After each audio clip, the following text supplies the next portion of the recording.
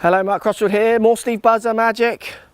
Thanks for joining us, Steve. Looking at swings from the app. We've got a little bit of a, what people call early extension issue going on with this swing, which we're going to talk about. Let's see if we can give this guy some help. Let's get stuck in.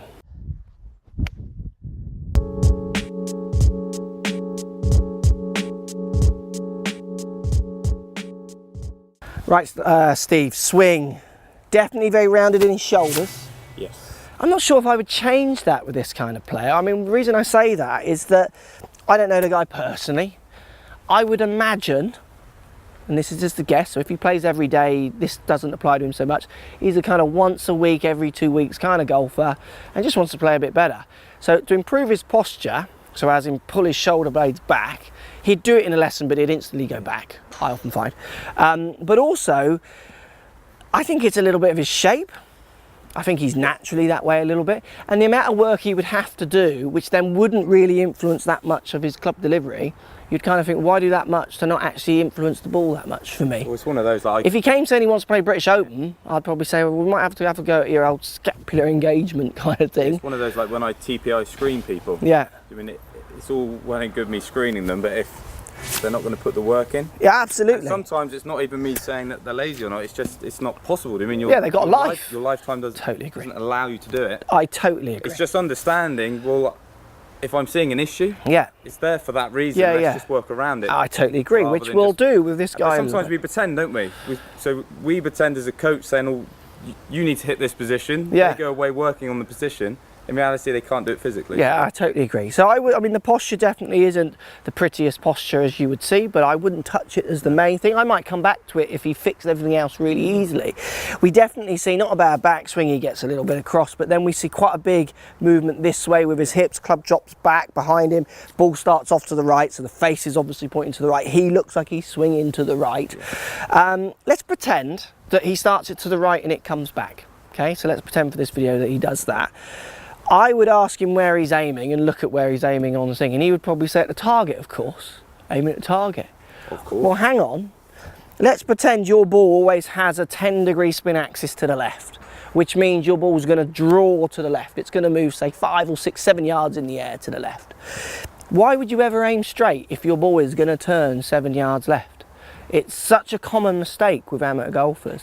So for this guy, definitely there's issues with what he's doing here with his hips. I mean, maybe a few ideas of just kind of turning through and trying to keep what to you feels like your chest is over the ball a bit more, yeah, rather than here dropping down so much and then having to recover with clubs and what have you. That would be a good idea, just to open up a bit more.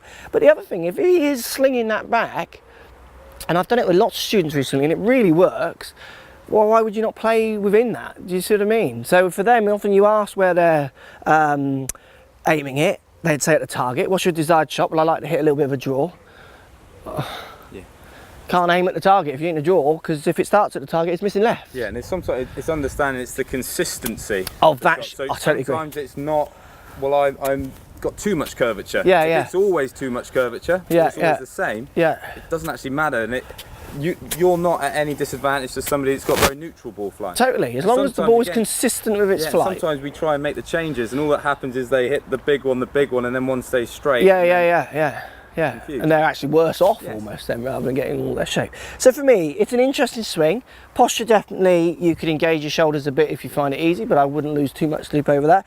You definitely are quite keen to move this way. I've had, with my students, not massive success of getting them out of that movement, so I tend to move around it, like you said at the start, because of their life commitments.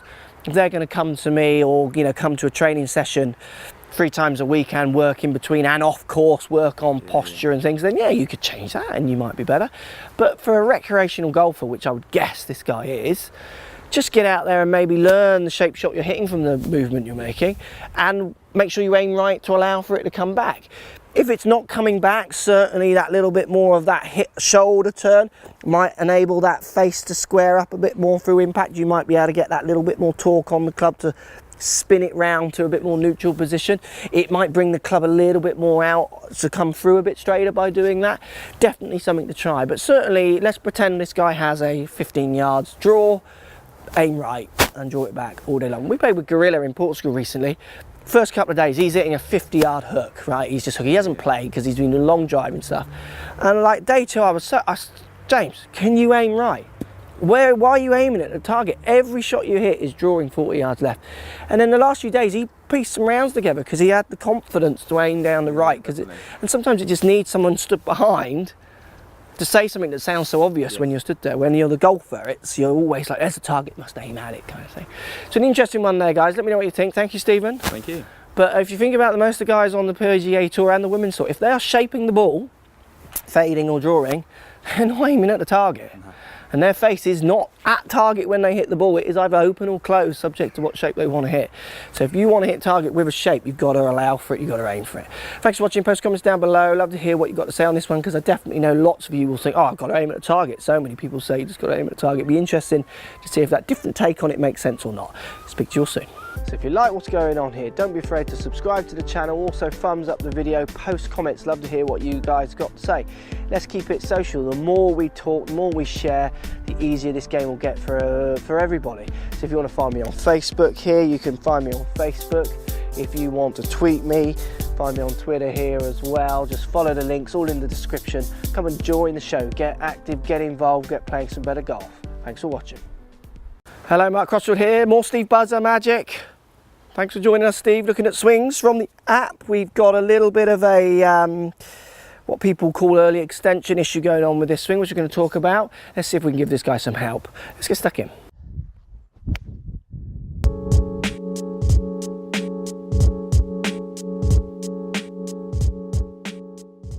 Right, Steve, swing. Definitely very rounded in his shoulders. Yes. I'm not sure if I would change that with this kind of player. I mean, the reason I say that is that I don't know the guy personally. I would imagine, and this is just a guess, so if he plays every day, this doesn't apply to him so much.